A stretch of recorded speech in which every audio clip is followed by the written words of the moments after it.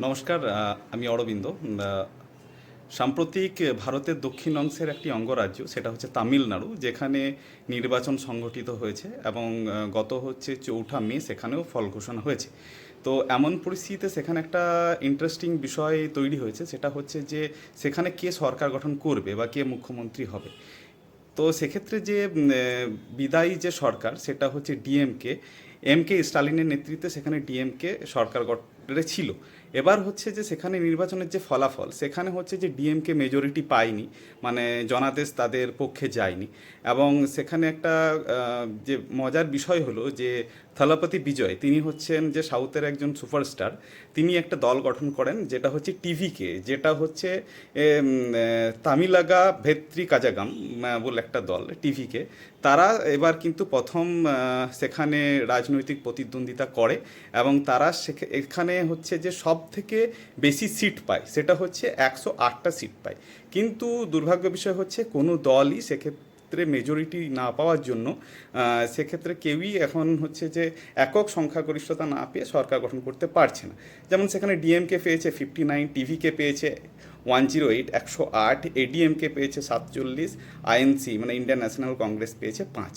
এবার হচ্ছে ডিএমকের সঙ্গে কংগ্রেসের একটা জোট ছিল গতবারের সরকারে। এবার যেহেতু টিভিকে 108টি সিট পেয়েছে এবং তারা সরকার গঠনের জন্য রাজ্যপালের কাছে প্রস্তাবও দিয়েছে, এবং যেহেতু কংগ্রেস ডিএমকের সাথে তাদের যে জোট ছিল, সেই জোট ভেঙে দিয়ে তারা টিভিকের সাথে মানে টিভিকে সরাসরি সমর্থন করেছে। কিন্তু তারপরও হচ্ছে যে টিভিকের কাছে মানে থলপতি বিজয়ের কাছে মেজরিটি সিট মানে বিধায়ক নেই।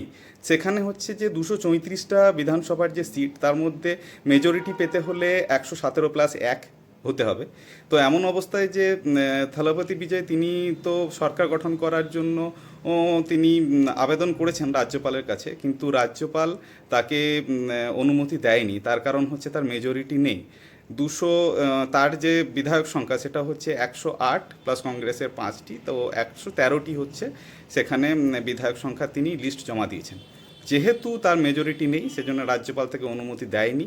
প্রথমে মেজরিটি দেখেই তিনি কিন্তু অনুমতি দেবেন সরকার গঠন করার।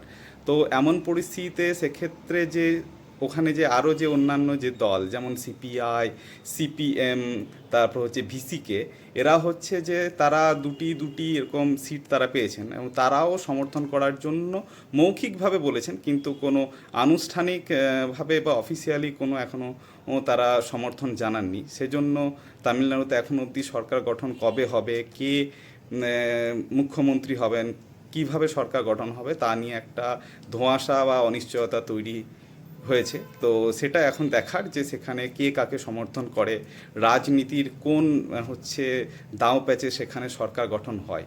তো সেটাই এখন আগামী দিনে আমরা দেখতে পাবো। তো দেখা যাক কী হয়। ধন্যবাদ।